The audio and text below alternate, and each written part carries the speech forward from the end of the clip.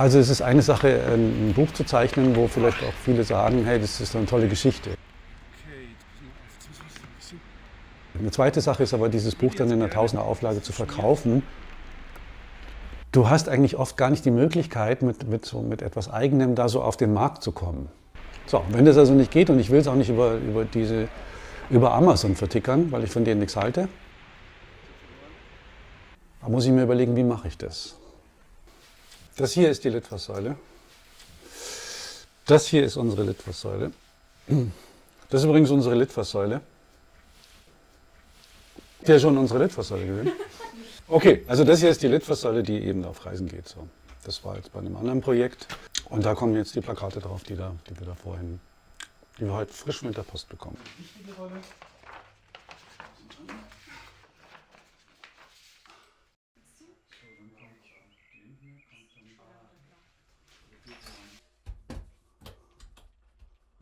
Ich fahre mit dieser Litfaßsäule rum, mit einer rollenden, fahrbaren Litfaßsäule.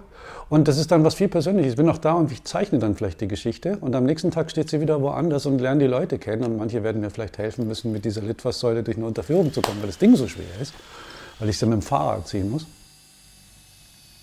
Auf die Art und Weise hat das was viel Persönlicheres und wir gucken mal, wo wir da rauskommen. Das ist auch eine spannende Sache. Wird mir das Ding geklaut? Wird es kaputt gemacht vielleicht? Oder vielleicht, keine Ahnung, weiß ich nicht.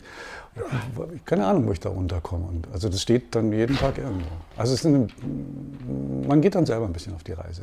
Und so entsteht dann halt mutiges Marketing. Irgend sowas. Ja? Ja? Da ist jetzt die Batterie drin, deswegen ist das Ding schwerer geworden.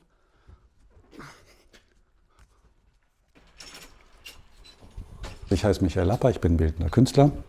Ich lebe in München.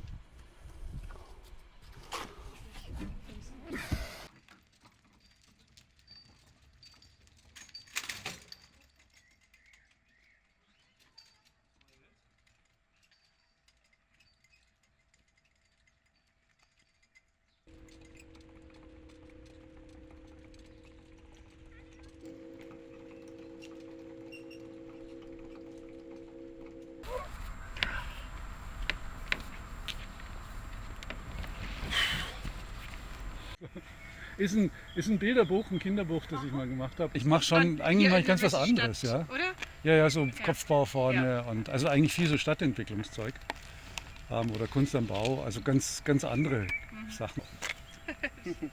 Wenn ich jetzt sage zum Beispiel von mir aus, nee, ich habe jetzt irgendwie Angst, diese Litfaßsäule wird mir kaputt gemacht. Ja? Oder was weiß ich, die Polizei hat irgendwas dagegen, dass ich mit dem Teil auf der Straße rumfahre. Oder es wird mir geklaut. Oder wenn ich also da so viel Angst davor habe, dann passiert es ja gar nicht erst. Ja? Und das Lebendige kommt ja erstmal, wenn man da keine Kontrolle drüber hat. Wenn man dann einfach sagt, ja, wird schon gehen. Also, dass du dich was traust, dass du was ausprobierst und nicht sagst vorher schon, bevor es überhaupt startet, es ist ja viel so, irgendwie geht nicht. Das ist jetzt einfach nur so ein Zustand, der halt bei uns, glaube ich, so, also in Deutschland oder überhaupt momentan, ich glaube, wir haben alle ganz schön viel Angst. Also vor allem Möglichen. Weil wir Angst hatten, dass wir uns blamieren, Angst haben, dass ich hier kameramäßig gut aussehe. Ja? Oder, scheiße, ich muss zum Friseur oder irgend sowas. Ja? Also, aber auch so die Angst, dass du was falsch machst oder dass du, ich weiß nicht was, wie man auf andere wirkt oder ist es wirklich gut, was man macht. Das ist tatsächlich nötig, dass du sagst, immer wieder schaust, taugt die Arbeit jetzt was? Also, dass man so selbstkritisch ist. Das brauchst du.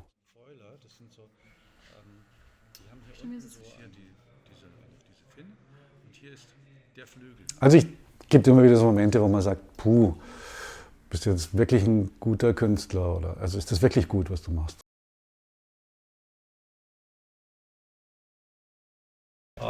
Deswegen fand ich das ganz interessant. Da oben ist wieder so die Grafik und hier haben wir über soziale Ungleichheit gesprochen. Das sind, was sieht man da drauf? Manchmal anders. Also ich glaube, das sind so kleine Preissticker, die man manchmal im Supermarkt sieht. Ja, genau, so Labels, genau, ja. Preisetiketten, die da drauf sind. Das Bild heißt, die Mittelschicht rutscht ab. Also das ist so ein bisschen ins Rutschen gekommen.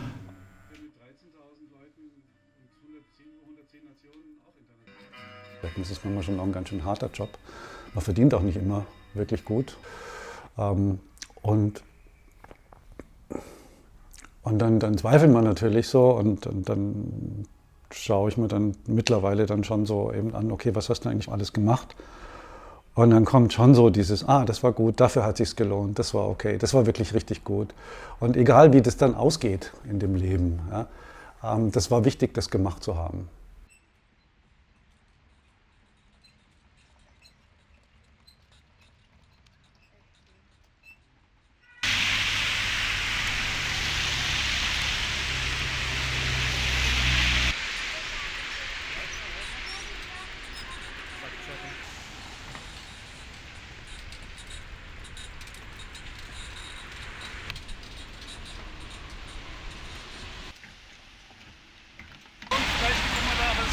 Werden.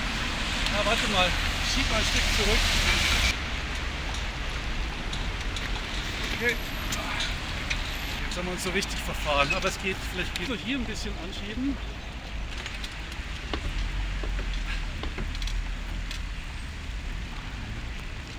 Ich habe gerade gemerkt, dass ich ausgehängt bin. Es war jetzt nur die Schnur, die dieses Ding gehalten hat.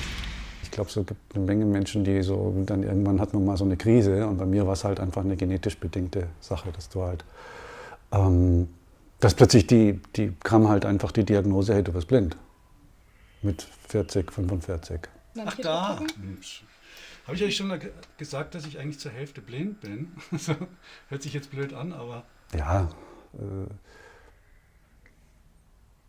es wird halt also die gute Nachricht ist, es wird langsam sterben die Zellen da ab. Und das heißt, du hast da schon, bei mir ist das ein sehr, sehr langsamer Verlauf. Aber jetzt so Fußballspielen ist schlechter, faul ich dann so die anderen. Aber so Beachvolleyball geht schon noch so. Ist schon erstmal volle Krise, klar. Weil wenn du als visueller Mensch arbeitest und plötzlich, das ist wie wenn jemand das Licht ausmacht. Wenn der Schalter umgelegt wird, dann was machst du dann?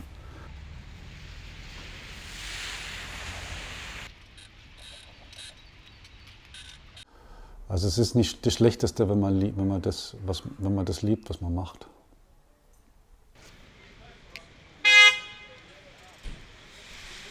Also der Job ist echt hart. Ja, aber auch das kommt jetzt hier nicht so rüber. Aber der hat schon echt so seine Härten. Also es ist schon auch eine tiefe Befriedigung, wenn du dann auch feststellst, das hat Hand und Fuß, was du da gemacht hast. Weil letztendlich ist es nicht wirklich so entscheidend, ob du da Erfolg hast oder. Klar brauchst du schon noch ein bisschen Erfolg auch, ja, aber irgendwann ist es dann auch, also wurscht. Also es gibt so viel Bullshit-Jobs auf der Welt. Ja, weißt du, was ich meine? Also so, wo Leute dann in die Arbeit gehen und dann das eigentlich nicht gern machen. Und dann müssen sie irgendwie dann weit in Urlaub fliegen, damit es mit ihr Leben spannend ist. Ich will mich da nicht darüber stellen, aber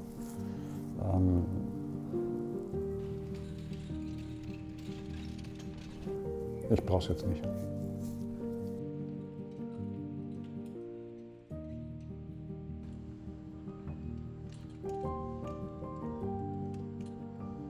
Der Fassbinder hat mal gesagt, Rainer Fassbinder, Regisseur, da gab es einen Titel so Angst essen Seele auf.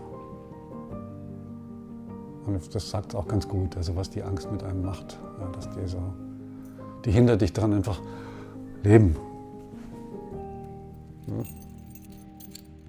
Das kennt er sicher auch, wenn er irgendwie bist auf einem Fest oder einem Konzert oder sonst was und bist dann tanzen und dann, ja, dann lebst du. Da gibt es so einen Satz, mit dem ich auch ganz gern, wenn ich so Bücher signieren soll, den schreibe ich dann rein. So, das ganze Leben ist eine große Reise. Aber irgendwie ist das so eine Reise vom Anfang bis zum Ende. Ja.